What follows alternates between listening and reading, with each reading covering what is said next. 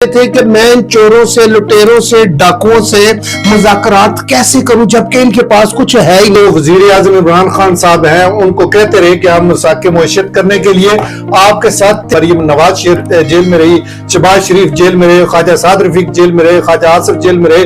और कहा है कि हुकूमत जो है कह लें कि जो सीरियस नहीं है मुज़ाकरात के हवाले से, तो इसमें किसी ने आज तक ये देखा कि किसी को फायर लगा हुआ, इन्होंने वीडियो दिखाई हो, कोई जख्मी उठा के लेके जा रहे हैं, इन्होंने पैदा होती हैं। और इस्लामाबाद के खास करके जो बिजनेसमैन है उनके मसाइल आप सुने, उनसे बात करें। वेले भी है वाग वैरिया साढ़े हथ भी आनी। तो सर ये बताएं, अब जो वाग है इनके की तरफ से जो एहतजाज था 126 दिन का, वो धरना दिया गया।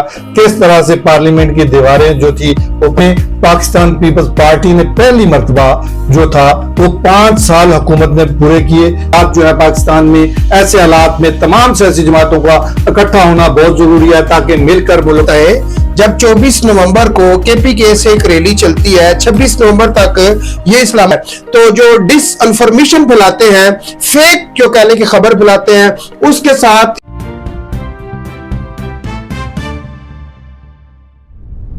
तो अस्सलामुअलैकुम नाज़रीन, JJTV के प्लेटफॉर्म से मैं हूं सुल्तान और आप देख रहे हैं मेरा डिजिटल चैनल। नाज़रीन, जैसे कि आपको मालूम है, हर रोज एक नई खबर के साथ हम आपकी खिदमत में हाजिर होते हैं।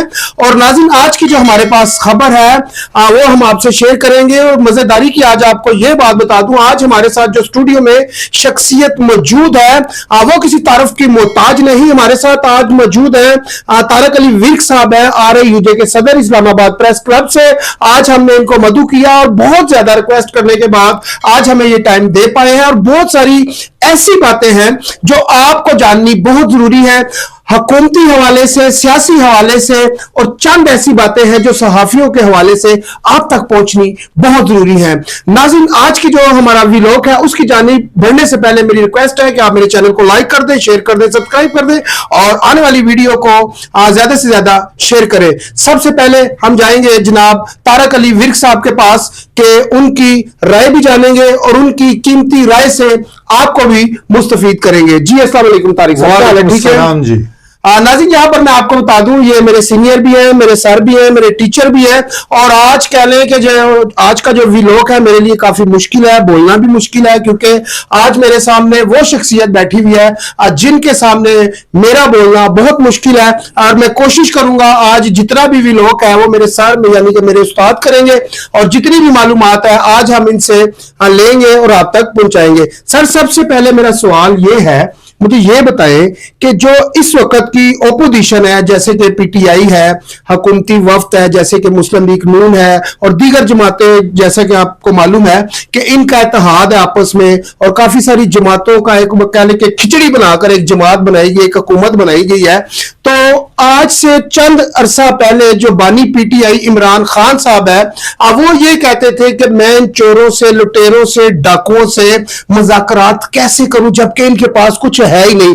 आज ऐसा असर क्या हुआ कि जो इमरान खान साहब है वो मुज़ाकरात के लिए तैयार हो गए हुकूमत से? क्या ऐसी वजह हुई? बहुत शुक्रिया। देखिए, सबसे पहले ये है कि पाकिस्तान की सियासत जो है उसमें हरफे आखिर कुछ नहीं है। आपने देखा कि बहुत सारी सियासी जमातें जब वक्त आता है तो वो जिसके खिलाफ वो लड़ रही होती हैं उनके साथ बैठने पे मजबूर होती हैं और वो बैठते हैं। तो इसीलिए जब PTI हुकूमत में थी तो उस वक्त जब अपोजिशन की जमातें थी, जैसे पाकिस्तान पीपल्स पार्टी है, पाकिस्तान मुस्लिम लीग नून है, ये जमातें उस वक्त भी जो वज़ीर आज़म इमरान खान साहब हैं उनको कहते रहे कि हम मुसाके मुआशरत करने के लिए आपके साथ तैयार हैं और आप मुल्क को जो है मुआशी मसाइल से निकालने के हवाले से कोई इक़दाम उठाएं, हम आपको सपोर्ट करने के लिए तैयार हैं। लेकिन आपको पता है कि वज़ीर आज़म इमरान खान साहब जो थे वो कहते कि आप चोर हैं, डाकू हैं, हम आपके साथ नहीं बैठेंगे। और वो उन्होंने अपने भरपूर तरीके से जिस तरह से सियासी इंतकाम लेना था उन्होंने लिया। किस तरह से पाकिस्तान पीपल्स पार्टी के जो कायदीन है वो जेलों में रहे, आसफ अली जरदारी जेल में रहे, उनकी बहन जो है फरियाल तालपुर जेल में रही, सैयद खुर्शीद शाह जेल में रहे। इसी तरह से पाकिस्तान मुस्लिम लीग नून की जो क़यादत थी, मियां नवाज शरीफ जेल में रहे, मरीम नवाज जेल में रही, शहबाज शरीफ जेल में रहे, ख्वाजा साद रफीक जेल में रहे, ख्वाजा आसिफ जेल में रहे और दीगर कायदीन जो उनके थे वो तमाम जेलों में रहे। तो अब जब इनकी हुकूमत आई है, अब ये कहते हैं कि हमारा मैंडेट चुराया गया है, फॉर्म 47 और 45 की बात हो रही है। तो वो भी ये कहते हैं कि उस वक्त जब पीटीआई हुकूमत में आई थी तो वो उस वक्त भी आरटीएस को बैठा दिया गया था। तो वो कहते हैं कि अगर आप ये माने कि उस वक्त जो हुआ वो गलत था, तो हम ये मान लेते हैं कि अब ये हुआ गलत है, लेकिन उस वक्त जब गलत होने के बावजूद भी, चूंकि वो सियासी जमातें जो हैं उनमें मंजे हुए सियासतदान थे, वो उन्होंने सब कुछ देखते हुए भी वो इस चीज पे आ गए कि भाई हम आपके साथ जो है वो बैठने को तैयार हैं, क्योंकि पाकिस्तान की मुआशरत जो है वो इस तरह से है कि उसको सहारा देने की जरूरत है, हम मिलकर बैठेंगे तो माशी मामलात जो है उसको हल करेंगे। लेकिन खान साहब ने उनकी ना मानी। अब चूंकि हुकूमत तब्दील हो गई है, अब हुकूमत पाकिस्तान मुस्लिम लीग नून की है, उनकी इत्तेहादी जमातें हैं, पाकिस्तान पीपल्स पार्टी है, एमक्यूएम है और दीगर काफ लीग है और दीगर जमातें जो हैं जो मिलकर हुकूमत उन्होंने बनाई हुई है। और अब सूरत हाल ये है कि हुकूमत पहले इनसे कह रही थी कि भाई आए और मुल्क को मुआशी हालात को बेहतर करने के लिए हमारा साथ दें, लेकिन पीटीआई की तरफ से जो था वो ये कह रहे थे कि हम आपका साथ नहीं देंगे, आपने हमारा मैंडेट चुराया, हमें अपना मैंडेट वापस किया जाए। लेकिन अब आहिस्ता आहिस्ता हालात तब्दील होते गए। अब एक वक्त ऐसा आ गया कि अब उनकी तरफ से जो है वो मुज़ाकराती एक टीम तश्कील दी गई है और बानी पीटीआई ने टीम तश्कील दी है। उसमें 5 लोग पीटीआई के हैं और 2 लोग जो है, एक साहबजादा अहमद रजा साहब हैं और दूसरा वादतुल मुस्लिमीन के जो है नासिर अब्बास साहब जो है उनको शामिल किया गया है। और ये अपोजिशन के लोग जो है महमूद खान अचकजई के पास उनके घर में उनकी मीटिंग हुई है और ये फैसला हुआ है कि हम हुकूमत से बराबरी की बुनियाद पे जो है वो मुज़ाकरात करेंगे और अब मुज़ाकरात के हवाले से उनके जो तहफ़्फ़ुज़ात हैं, जो चीजें हैं, जो शराइत हैं, जो मुतालबात हैं, वो हुकूमत के सामने रखेंगे। लेकिन उससे पहले अब चूंकि उन्होंने जो कमेटी तश्कील दी है उस हवाले से जो है पार्लियामेंट में भी बात हो रही है, बहस मुबासा जारी है। हुकूमती लोग जो है अब उनको ताने दे रहे हैं कि अब आप लोग जो है मुज़ाकरात के लिए तैयार हो गए हैं, लेकिन हुकूमत अपोजिशन जो है वो ये कह रही है कि हमारी कोई शराइत नहीं है, हमारे कुछ मुतालबात हैं, लेकिन जब मिल के बैठना हो तो शराइत नहीं रखी जाती। बहरहाल ये अच्छी बात है और आज के हालात जो है पाकिस्तान में, ऐसे हालात में तमाम सियासी जमातों का इकट्ठा होना बहुत जरूरी है ताकि मिलकर मुल्क को मुआशी मसाइल से निकाल सके। और बात यह है कि पाकिस्तान में अगर आप इंटरनेशनल सतह पे आप देखें तो पाकिस्तान का जो नाम है बेहतरी की तरफ जाना शुरू हो गया, पाकिस्तान की मुआशरत बेहतरी की तरफ जाना शुरू हो गया। शंघाई ताउन तंजीम जब पाकिस्तान ने उसको होस्ट किया तो उसके जो असरात है पूरी दुनिया जो है उसको अप्रिशिएट कर रही है और बहुत सारे मुआहदे जो है पाकिस्तान से किए गए हैं। तो इसलिए अब जो सियासी सूरत हाल है वो तब्दील हो रही है। आपने देखा कि किस तरह से पीटीआई बार बार जो है एहतजाज कर रही थी और अब जब ये इन्होंने 26 नवंबर का जो एहतजाज था उसकी कॉल पे जब ये लोग जो है वो पहुंचे डी चौक में, तो उस वक्त जो था वो बुशरा बीबी और जो वजीर आला खैबर पख्तूनख्वा अली अमीन गंडापुर साहब जो थे वो लीड कर रहे थे और डी चौक पहुंचे और वहां पहुंचने के बाद चूंकि हुकूमत ने उनको बड़े ऑप्शन दिए थे कि आप संजानी बैठ जाएं, फलां जगह बैठ जाएं, लेकिन उन्होंने आठ दरमी का मुजाहरा किया और आठ दरमी का मुजाहरा करते हुए उन्होंने कहा जी हमने डी चौक पहुंचना है।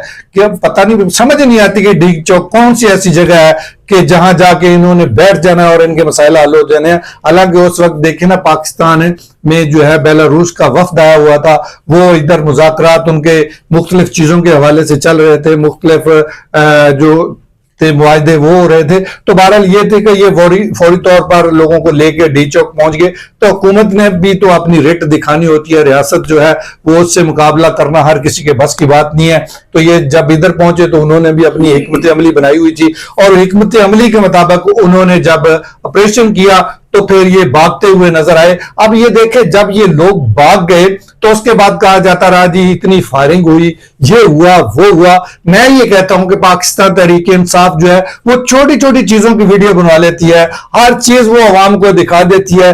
क्या आपने किसी ने आज तक ये देखा कि किसी को फायर लगा हुआ इन्होंने वीडियो दिखाई हो, कोई जख्मी उठा के लेके जा रहे हैं इन्होंने वीडियो दिखाई हो, या किसी एक दूसरे के साथ वो किसी ने बातें की हो, किसी को गोली लगती नजर आई हो, या कोई ऐसा किसी को ब्लड नजर आया हो कि जिससे कहा जा सके कि फायरिंग हुई, लोग जख्मी हुए, शहीद हुए। देखिए बात कुछ ना कुछ तो सबूत दिखाने पड़ेंगे ना। पहले इनके कायदीन ने कहा जी 278 लोग जो हैं उनकी शहादत हुई है, कोई कह रहा है जी सैकड़ों हो गए, कोई हजारों की तादाद में बात कर रहा है। देखिए, बात सबूतों के साथ की जाती है। अब जब जाके इन्होंने एंड पे कहा जी हमारे 8 लोग शहीद हुए, तो हजारों लोग जो हमारे गायब हैं, तो भाई गायब हैं उनका कोई डाटा दे ताकि पता चले कि वाकई एक बंदे का लिस्ट में नाम था, तो वो उनका पता चला जी वो कह रहा है जी मेरा नाम है, मैं तो उधर एहतजाज में नहीं गया लेकिन उस लिस्ट में मेरा नाम शामिल कर दिया गया। बहरहाल अगर उधर शहादतें हुई हैं तो उसकी हम मजम्मत करते हैं, मजम्मत होनी भी चाहिए। एहतजाज तमाम सियासी जमातों का हक है और वो हक सबको मिलना चाहिए। ये नहीं हो सकता कि एक जमात जो है वो एहतजाज करे और दूसरी को वो हक ना दिया जाए। लेकिन पीटीआई के दौर में आप देखें कि पाकिस्तान पीपल्स पार्टी ने एहतजाज किया, वो सिंध से चले और वो डी चौक पहुंचे, वहां आके उन्होंने अपना एहतजाज किया, वहां उन्होंने अपने मुतालबात जो थे वो सामने रखे और खामोशी के साथ वो वापस चले गए और किसी किस्म का कोई नुकसान नहीं हुआ। उसके बाद आप देखें कि मौलाना फजल रहमान साहब आए, उनके साथ नून लीग आई और वो पेशावर जो मोड़ है उस पर बैठे रहे, लेकिन वो भी खामोशी से चले गए। अब आप देखें तो जमात इस्लामी रावलपिंडी में बैठी रही, तो वो भी एहतजाज करते रहे, उनके कोई मुतालबात थे, कुछ हुकूमतें माने कुछ नहीं माने, तो बहरहाल वो भी चले गए। ये तरीकाकार होता है, ये तो नहीं होता आप एहतजाज लेके आए और पार्लियामेंट में चढ़ाई कर दें। जब ये पहले भी आए थे, जब इन्होंने 126 दिन का धरना दिया था, उस वक्त भी इनका यही रवैया था। ये इनकी सोच होती है कि हरदर्मी का मुजाहरा करो और जलाओ गिराओ की बातें करो। और उस वक्त भी खान साहब ने जब कंटेनर पे चढ़ के कहा था कि सिविल नाफरमानी की बात की थी, उन्होंने यूटिलिटी बिल्स जो थे उनको आग लगाई थी और लोगों को कहा था कि बाहर से पैसा जो है वो हुंडी के जरिए भिजवाएं ताकि मुल्क की मैशियत खराब हो, हुकूमत मुश्किलात में आए और फिर जो है ये हुकूमत छोड़ने पे मजबूर हो। इस तरह की सियासत तो नहीं होती। आप अपने ही मुल्क को खराब करेंगे, आप अपनी आवाम के लिए मुश्किलात पैदा करेंगे। देखिए, अब जब एक एहतजाज होता है उससे कितने मसाइल पैदा होते हैं और इस्लामाबाद के खास करके जो बिजनेसमैन हैं उनके मसाइल आप सुने, उनसे बात करें तो वो कहते हैं जब ये धरना आता है तो हम लोग जो लाखों रुपया किराया देते हैं दुकानों का, तो हमारे लिए मसाइल ही मसाइल होते हैं, हमारा बिजनेस ठप हो जाता है, लोग इतनी तादाद में आते हैं, हम अपनी जो दुकानें हैं वो खोल ही नहीं पाते। तो बहरहाल ये चीज है, इन चीजों को मद्देनजर रखते हुए फैसले करने चाहिए। और अच्छी बात है कि पाकिस्तान तहरीक इंसाफ के जो चेयरमैन बानी पीटीआई हैं, वो उन्होंने जो टीम तश्कील दी है मुज़ाकराती, वो मेरा ख्याल है कि अब नेक दृष्टि से वो कोशिश करेगी। उनके साथ जो महमूद खां अचकज़ई हैं जो अपोजिशन को लीड कर रहे हैं उनके साथ हैं, और दीगर जो जमातें हैं वादतुल मुस्लिमीन है और दीगर जो सियासी जमातें अपोजिशन में हैं, वो मेरा ख्याल है कि अब मिल के चीज़ों को बेहतरी की तरफ लेकर जाएंगी। और साथ ही आप देखेंगे मदारस के हवाले से जो बिल असेंबली से पास हुआ था, उस हवाले से भी सदर ने उस पर दस्तखत नहीं किए और जिसकी वजह से वो बिल जो है वो मंजूर नहीं हुआ, उस पर एतराज़ात लगाए गए। और मौलाना फजल रहमान ने इस पे अपने जो उनके तहफ़्ज़ात थे उनसे आगाह भी किया और उन्होंने बताया कि अगर ऐसा किया गया तो हम अदालतों का दरवाजा खटखटाएंगे, क्योंकि बिल जो अगर एक टाइम लिमिट होती है कि अगर सदर दस्तखत नहीं करता तो उसके बावजूद भी जो है वो आइन का हिस्सा बन जाता है। लेकिन अब चूंकि कहा जा रहा है कि सदर ने दस्तखत नहीं किए, उस बिल को वापस भेज दिया है और उस पे मौलाना फजल रहमान साहब जो है वो कहते हैं कि हम अदालतों में जाएंगे और दीगर भी जो तरीकाकार हैं उस हवाले से अवाम अपना हुकूमत से मुतालबे कर रहे हैं। तो दूसरी तरफ ये भी सुना जा रहा है कि मुज़ाकरात भी हो रहे हैं, चूंकि मुश्तरका इजलास भी जो है वो भी बुला लिया गया है और उम्मीद है कि इस मुज़ाकरात के जरिए कोई ऐसा बिल लाया जाए जो हुकूमत और मौलाना फजल रहमान और दीगर सियासी जमातों के लिए काबिल कबूल हो और वो बिल पास हो जाए। और ये जो मदारस के हवाले से इशू है, क्योंकि इससे जो मजहबी जमातें हैं उनके लिए भी बड़े सारे मसाइल हैं और बहुत सारी जमातों ने एक अपना अलग से जो इजलास बुलाया, उनकी राय और थी और मौलाना फजल रहमान की राय और थी। और ये चीजें साफ ज़ाहिर है कि हर किसी के अपने मुफाद होते हैं, हर किसी का एक अपना तरीकाकार होता है सियासत के हवाले से।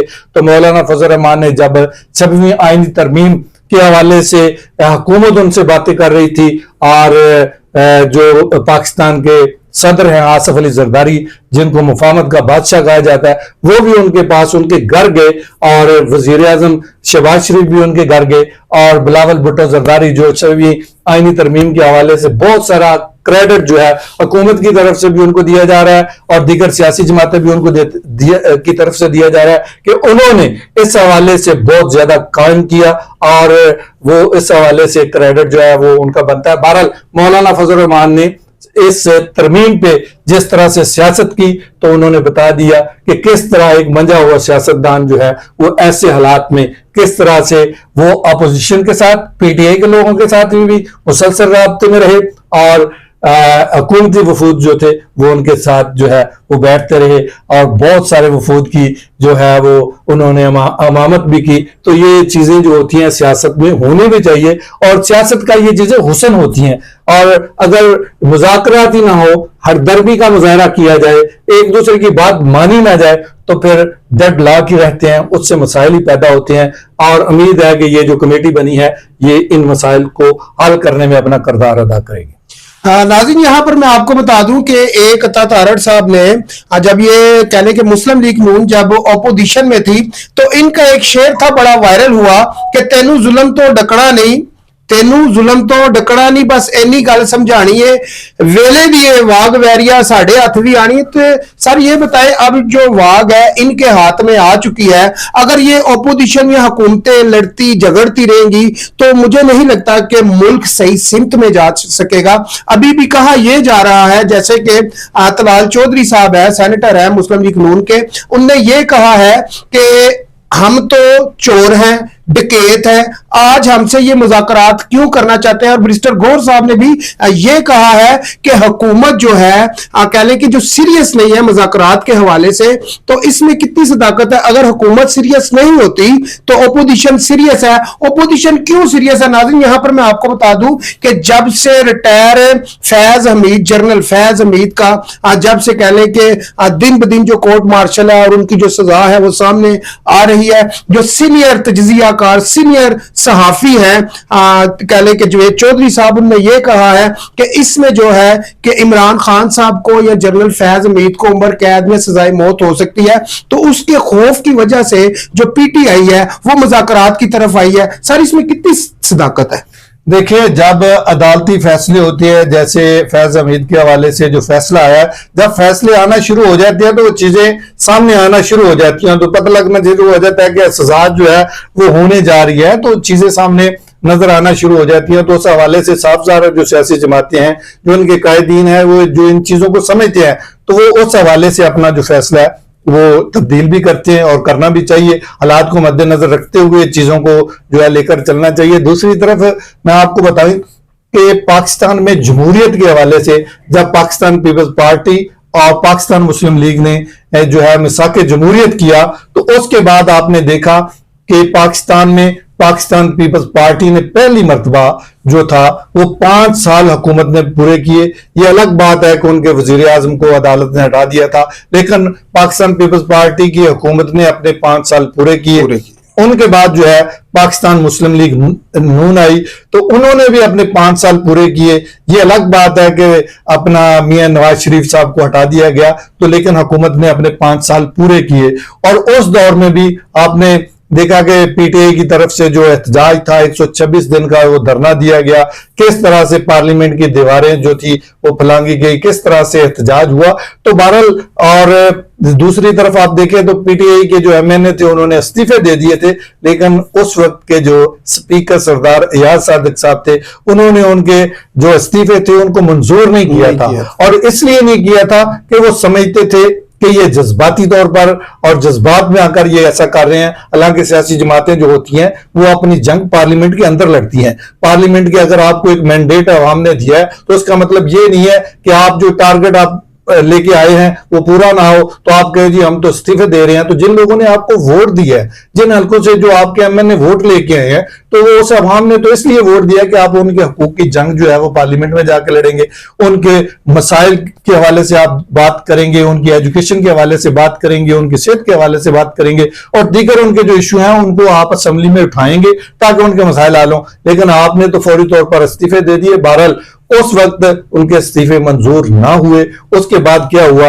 फिर वो जो है असेंबली में आए और उनके जितनी मुराद थी, जितनी तनख्वाहें थी वो उनको मिलती रही और उनके पास जो लाजस थे वो उनके पास रहे।